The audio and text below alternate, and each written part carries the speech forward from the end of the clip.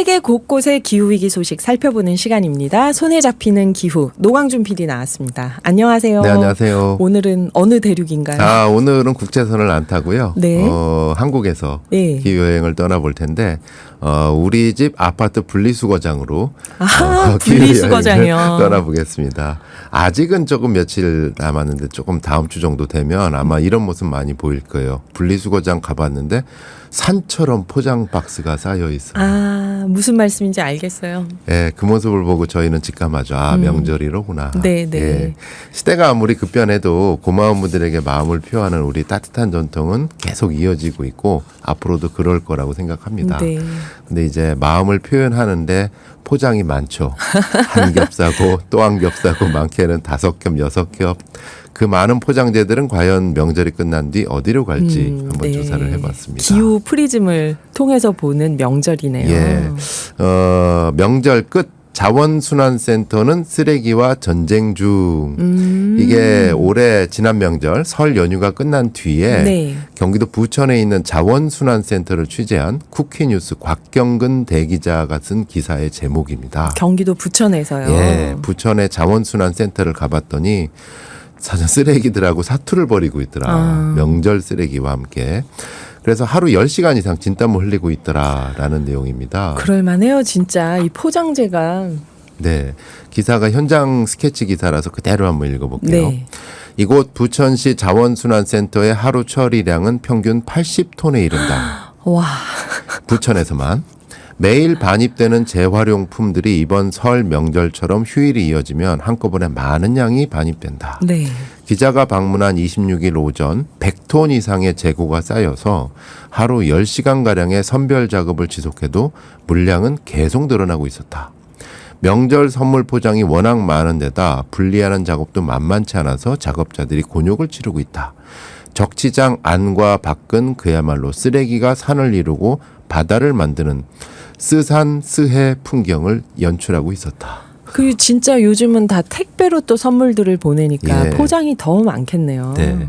이렇게 분류 작업을 거치면 과연 재활용이 될 수 있을까요? 이거 진짜 키포인트 네, 궁금합니다. 키포인트입니다. 그렇지 않다. 아. 중장비로 쏟아지는 플라스틱, 비닐 이런 재활용품들을 컨베이어 벨트로 옮기던 한 직원한테 물어봤대요. 네. 이게 어떻게 되나요? 한 3분의 2 정도만 재활용되는데 그나마도 우리가 각 가정에서 분리수거만 정확히 해도 폐기물량을 줄일 수 있을 것이다.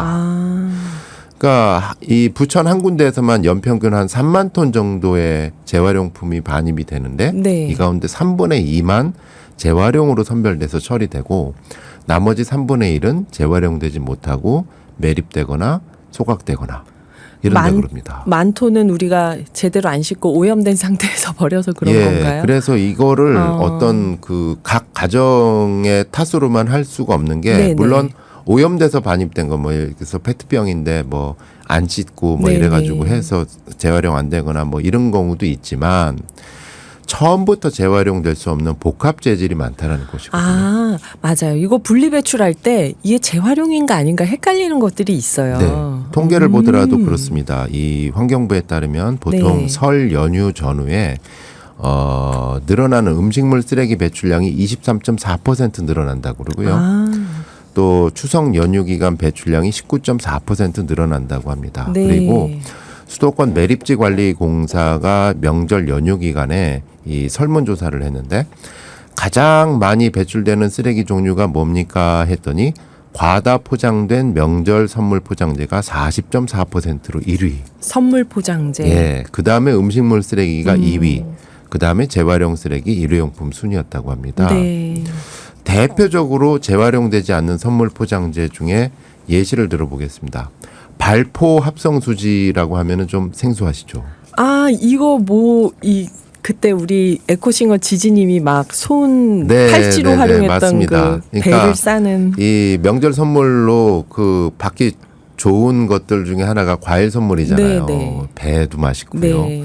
또 샤인머스켓 얼마나 맛있어요. 맞아요. 근데 얘들이 이제 오면서 다치지 않을까 하느라고 완충제로 감싸고 있는 네네. 이 하얀 이 소재, 이 포장재 이게 네. 스티로폼이 아니라 발포 합성 수지라는 복합 소재입니다. 아. 이거는 여러 플라스틱이 합성된 소재이기 때문에 재활용이 안 돼요. 아. 일반 쓰레기로 분류돼서 매립되거나 소각된다고 합니다. 아, 그걸 모르고 이거 열심히 스티로폼이나 플라스틱 쪽에다 버렸네요. 예, 그래서 지지님도 이런 발포 합성 수지를 손에다가 메고 이렇게 하는 게 이 플라스틱의 이제 위험성을 경고하기 위해서 하는 네. 건데요.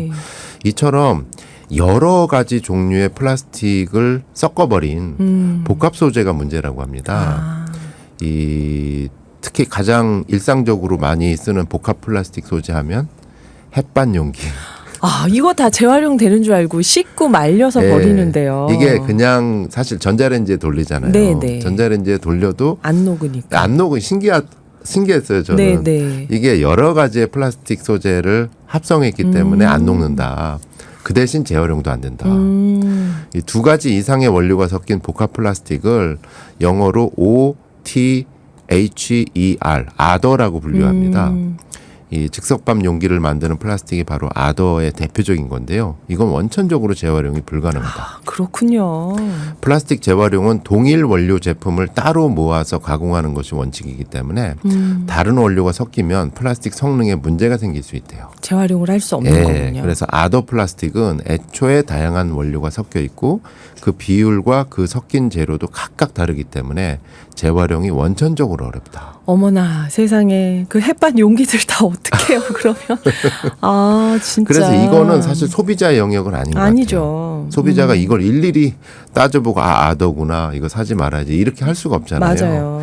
이거는 기업이 처음부터 이 버릴 것까지 생각해서 맞아요. 포장을 하게끔 강제하는 중앙정부의 방침이 정부 규제가 바꿔야 있어야겠네요. 됩니다. 네. 근데 이제 지금까지 논의에서 보면 이거 환경부가 해야 되는 거고 또 중앙정부 각 부처가 협력해서 같이 해야 되는데 네.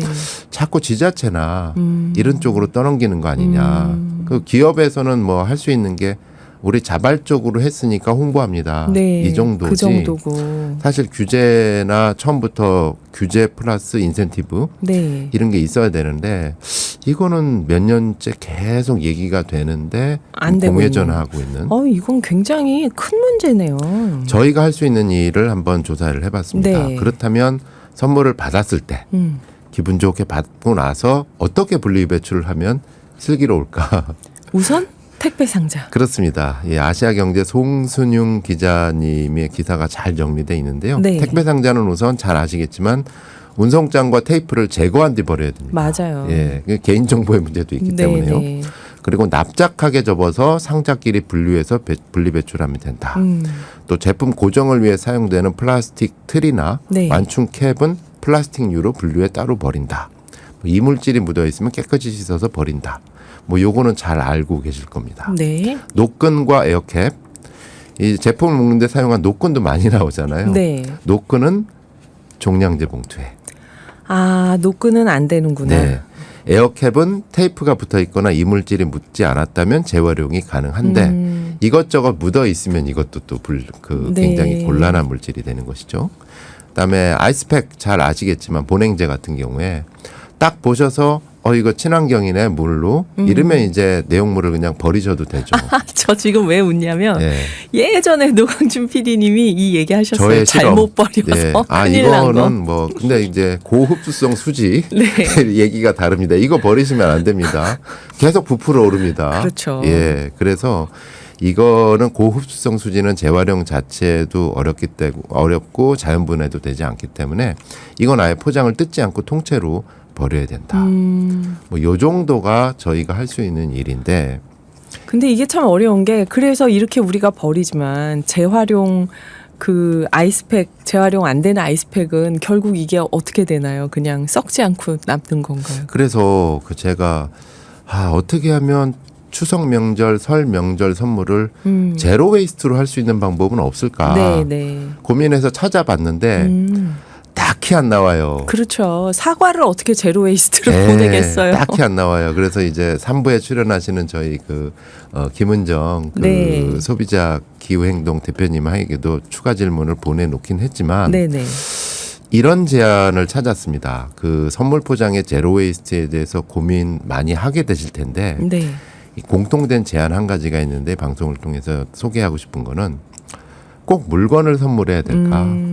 경험을 선물하면 안 될까? 포장이 없는 걸로. 예. 그래서 이제 영국 가디언의 소비자 전문 기자인 레베카 스미서스라는 분은 이렇게 쓰고 있습니다.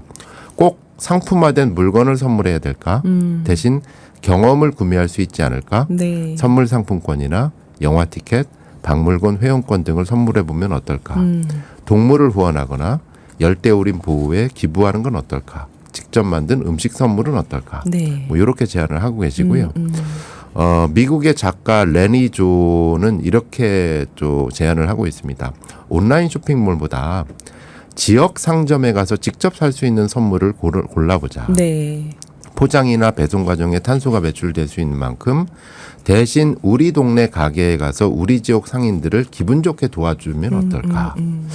근데 이게 또 현실적으로 좀 힘든 부분들이 있죠. 네. 선물이라고 그래서 드려야 되는데 네. 가보세요 할 수는 없잖아요. 맞아요. 그래서 저의 제안은 이렇습니다. 이런 상상인데요. 지금도 시행할 수도 있겠지만 전국에 로컬 푸드 매장이 많잖아요. 네. 생겨나고 전국의 모든 로컬 푸드 매장이 하나의 단일한 상품권을 만들면 어떨까?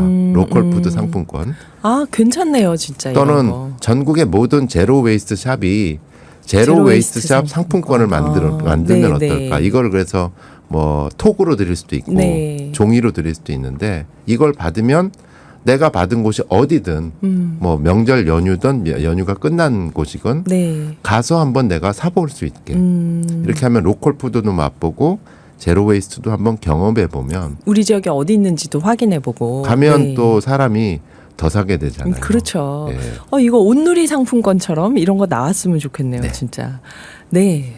오늘 추천하실 노래는 어떤 노래인가요? 선물 같은 노래죠. 스티비 원더의 노래인데 문득 전화해봤어. 나 너 사랑한다고 이 노래. I just called to say I love you. 네. 감사합니다.